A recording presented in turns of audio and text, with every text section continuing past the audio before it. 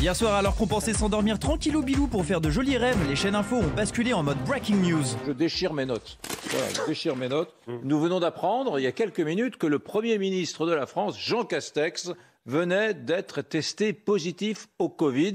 Et oui, ça peut arriver même au Premier ministre, qui pourtant avait les bons tuyaux pour lutter contre l'épidémie. Il faut respecter tous les gestes barrières. Sauf qu'il a dû zapper ses propres conseils visiblement, car ces derniers jours, il a serré énormément de paluches.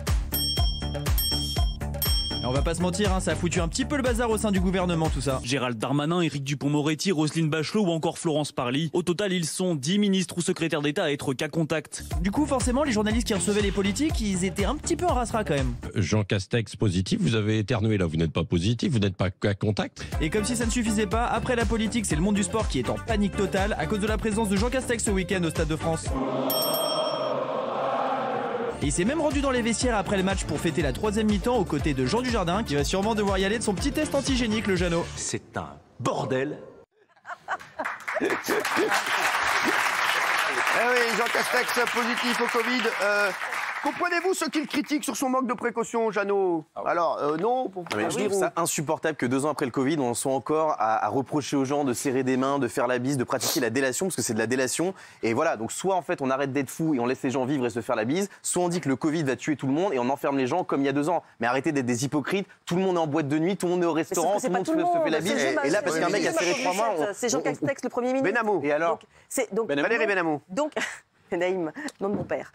Donc il faut montrer l'exemple. Donc évidemment, il doit redoubler de vigilance. Évidemment, il doit se laver les mains 75 fois par jour. Évidemment, il doit faire attention le plus possible. Et notamment, il y a une séquence où on le voit dans une salle close où personne n'a de masque. C'est le Premier ministre. Il doit montrer l'exemple. Je suis désolée. Donc c'est normal que ça se... C'est quoi? J'ai presque envie de faire rentrer la secrétaire d'État pour lui demander son bien sûr. Oui. Je dis pas que c'est des cas contacts. Non, mais personne n'est infaillible. Je crois que c'est un cas contact, Elisabeth. Je suis à côté. On va lui demander, Elisabeth Moreno, je propose qu'on la fasse rentrer tout de suite. Comme ça, on va savoir. On va faire ce débat avec elle. Ministre déléguée auprès du ministre. Après, on parlera bien sûr de ce dont pourquoi elle est venue, mais on peut lui poser la question. Elle est chargée de l'égalité entre les femmes et les hommes et la diversité et de l'égalité des chances. Donc voilà, vous avez vu, elle est responsable de plein de choses. Elisabeth Moreno est avec nous, secrétaire d'État.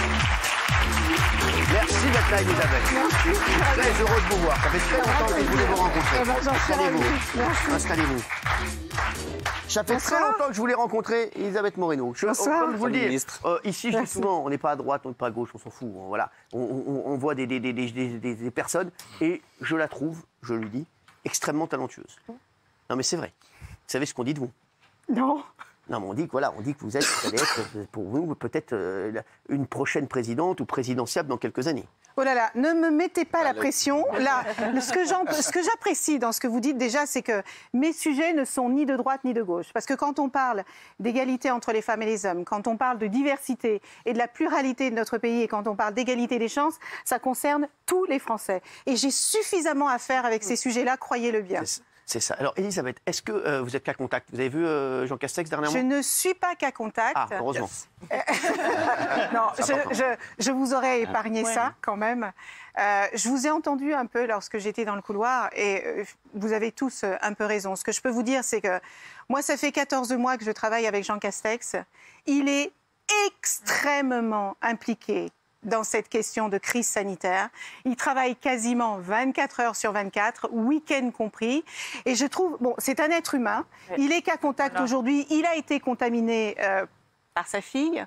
En plus, on ne va pas en rajouter sur les épaules de sa fille parce que je pense qu'on a suffisamment dit comme ça. Et c'est malheureux, mais ça ne l'empêche pas de travailler, ça ne l'empêche pas d'être à la tâche et de continuer de faire ce qu'il a à faire pour sortir notre pays de cette situation extrêmement difficile. Il va... Bon, je sais que vous n'êtes pas venu pour ça, mais on est extrêmement inquiet parce qu'on entend plein de choses, on voit les cas de plus en plus nombreux, on va en reparler d'ailleurs dans cette émission. Le gouvernement est à fond vraiment là-dessus en ce moment? On est à fond. On est à fond, on surveille tout, on regarde tout, on comptabilise tout. Les Français ont fait des efforts colossaux ces 2 dernières années. On a vécu et on est encore en train de vivre des moments extrêmement difficiles. Monsieur le disait tout à l'heure. Monsieur là? Oui, le monsieur. En face de moi. Oui. Le prof de sport, le prof de PS. Voilà. On a traversé 2 années extrêmement difficiles où on a tous appris ensemble, on a appris en marchant. On sait aujourd'hui que le vaccin est, on va dire, la meilleure arme contre ce virus. Je salue tous les Français qui se sont vaccinés. Il faut que nous continuions d'être solidaires dans cette bataille parce que c'est la seule manière de s'en sortir. Alors, Madame la secrétaire d'État, qui Je suis ministre. Ah, ministre, oula. Oula.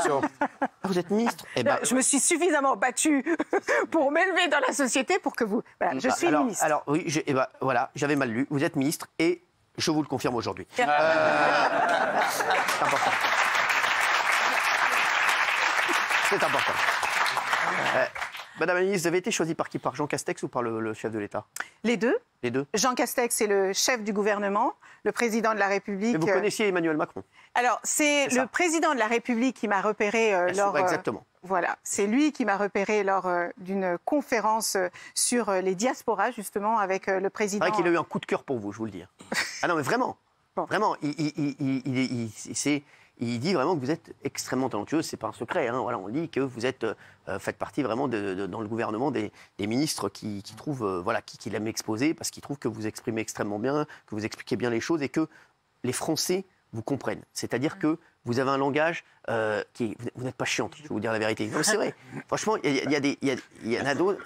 La télé, c'est compliqué. Et c'est vrai que vous, quand vous dites un truc, on a tendance à vous écouter parce que vous parlez comme tout le monde. Et pas langue de bois, sur les clairs. Donc, écoutez, moi, je viens de 30 ans dans la société civile. J'ai travaillé toute ma vie. J'ai grandi dans un quartier, j'ai grandi dans une cité. Petite fille noire à qui on dit « Oula, si tu arrives déjà à faire quelque chose de ta vie, estime-toi heureuse ». J'ai pas voulu me contenter de ça. Je sais ce que c'est que le sens de l'effort. Je sais ce que c'est que le travail. Mes parents m'ont appris des valeurs extrêmement fortes qui m'ont permis de devenir ce que je suis aujourd'hui. Est-ce que je vais me travestir parce que je suis en politique? Certainement pas. Parce que finalement, qu'est-ce que c'est que la politique si ça n'est pas s'occuper des gens? Est-ce que ça n'est pas ça notre rôle fondamental aujourd'hui? Donc, comme je viens d'un environnement où je comprends les souffrances, les difficultés, les galères que l'on peut tous et toutes avoir, eh bien, je parle aux gens un langage que j'aimerais entendre et que je voulais entendre lorsque je n'étais pas en politique.